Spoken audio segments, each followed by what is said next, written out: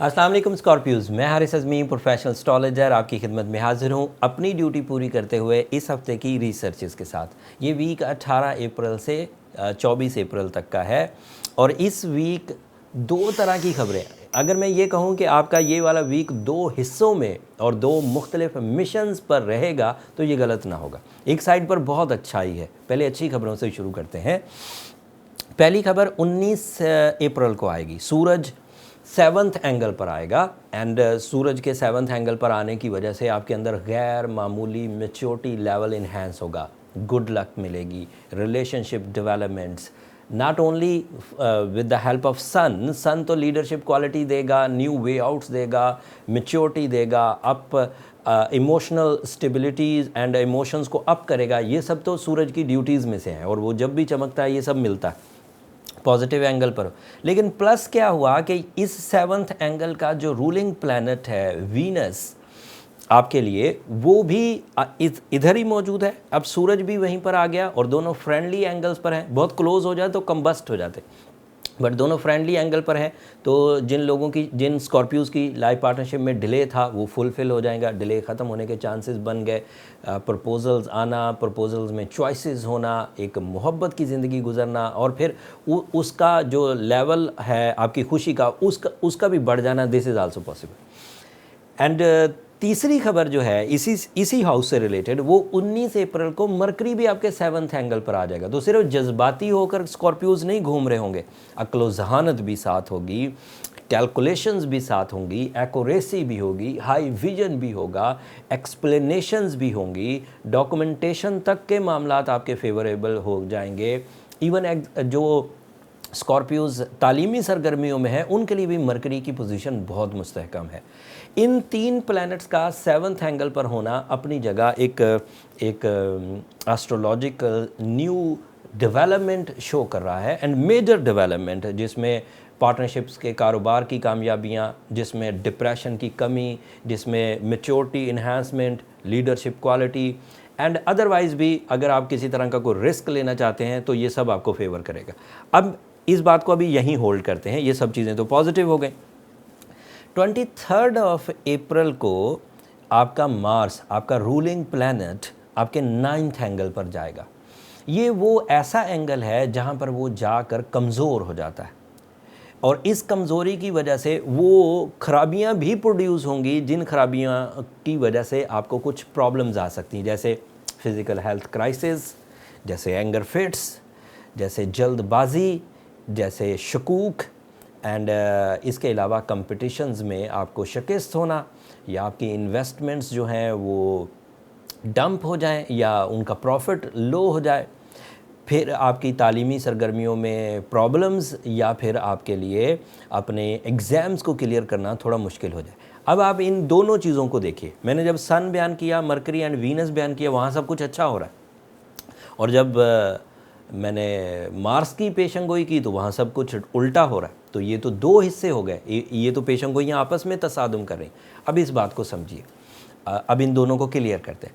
Suraj, Venus and mercury ये भी short term planet है, मार्स भी शॉर्ट टर्म प्लैनेट है, बट वो जो तीनों प्लैनेट शॉर्ट टर्म है वो सिर्फ 25 से 30 दिन तक अभी आपको सपोर्ट करेंगे एंड अभी आपको कुछ नहीं होगा।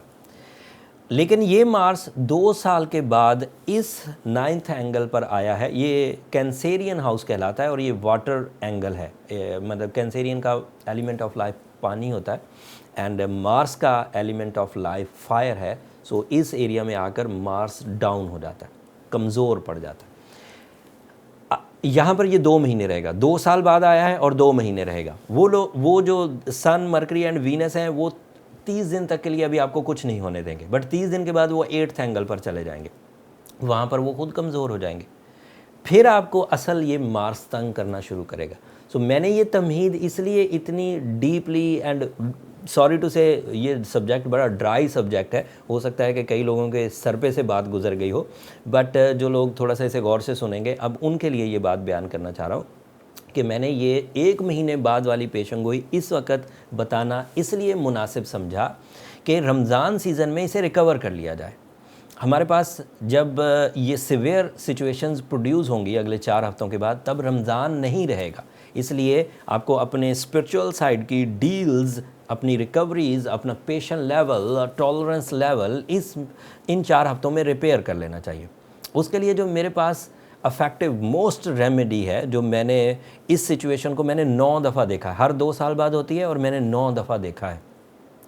मुझे 18 साल हो गए एस्ट्रोलॉजी करते हुए, एंड मैं ये एक्सपीरियंस बेस्ड रेमेडी दे रहा हूँ कि अगर सिर्फ सूरह शम्स 5 दफ़ा दिन में पढ़ी जाए, अगर सूरह बकरा की आखिरी 2 आयतें जब मौका मिले 2 दफ़ा, 4 दफ़ा, 6 दफ़ा पढ़ ली जाए, एंड साथ में ब्लू सफ़ायर स्टोन या ओपल स्टोन पहना जाए, तो ये चीज़ रिकवर हो जाएगी। और इस रिकवरी से आपको बग़ैर किसी फ़िज़िकल ट्रबल के, बग़ैर किसी एजुकेशनल नेगेटिविटी के, बग़ैर किसी डिज़ीज़ के या साइकोलॉजिकल फिट्स के या रिलेशनशिप ट्रबल्स के, आप अपने पूरे 2 महीने जिसमें ये मार्स डेबिलिटेटेड रहेगा, तब भी आप ठीक ही चलते जाएंगे, कोई परेशानी नहीं आएगी। एंड अगर आप पहले से स्ट्रॉन्ग स्कॉर्पियोज़ हैं तो फिर भी आपको कोई परेशानी नहीं आएगी। बट ऐसे स्कॉर्पियोज़ जो रिलेशनशिप में पहले ही क्राइसिस फील कर रहे थे, फिज़िकल हेल्थ में पहले ही ट्रबल और अक्सर ही किसी न किसी वजह से बीमार या सेंसिटिव रहते थे, एंड एजुकेशन में भी उनका कोई ख़ास बैकग्राउंड नहीं था, तो फिर हो सकता है आपके लिए ये ट्रबल थोड़ी शिद्दत इख्तियार करे। इब्तदाई तौर पर तो आपको सूरह शम्स पढ़ के, ब्लू सफ़ायर पहन के इसकी रिकवरी हो जाएगी, एक्सपेक्टेड है। बट अगर आपको लगे कि आप ज़रा ज़्यादा ही सेंसिटिव हैं, तो फिर आपको पर्सनल चार्ट की तरफ चले जाना चाहिए। पर्सनल चार्ट कैलकुलेशन से इससे जो ऊपर के दर्जे की रेमेडीज़ हैं वो सामने आ जाती हैं after your diagnosis. Personal diagnosis के लिए नंबर ये नीचे चलते रहते हैं, आप इन पर रब्ता करके अपने लिए टाइम ले सकते हैं। उससे आपके ज़ात, आपकी सिफ़ात, आपकी बर्थ एबिलिटीज़ एंड रीसेंट जो ट्रांसिट सीज़न चल रहा है स्कॉर्पियोज़ के लिए, एंड आगे जो कुछ महीनों में प्रॉब्लम्स आ सकती हैं, उन सब को मद्देनज़र रखकर ज़्यादा अच्छी या ज़्यादा अफेक्टिव रेमेडीज़ हासिल की जा सकती हैं। बट वो फ्री फोरम नहीं है स्कॉर्पियोज़, होपफुली आप अंडरस्टैंड करेंगे। अब हम थोड़ी सी चीज़ों को डिफ़ाइन करते हैं एंड देन फिर सम अप करके इस मामले को, इस वीडियो को ख़त्म करते हैं। वीनस का अच्छा होना रिलेशनशिप के लिए बहुत अच्छा है, पार्टनरशिप के कारोबार के लिए भी, एंड लाइफ पार्टनरशिप डिसीजंस के लिए भी, लव लाइफ के लिए भी। सूरज का भी आपके 7th एंगल पर आना एक पॉजिटिव मोस्ट एंगल है, जिसमें आपको कुछ ग्रोथ मिलेगी, लीडरशिप क्वालिटीज़, वे आउट्स, ये सब मिलेंगे। एंड सूरज अदरवाइज़ भी मैच्योरिटी लेवल्स को इन्हेंस करता है, जिससे बहुत तरह की खराबियाँ रिकवर हो जाती हैं। एंड मरकरी भी इसी 7th एंगल पर है, that means you are genius, you are communicative, you have face value and mind abilities, vocal skills, magical impact on others, ये सब आपको मुयस्सर है।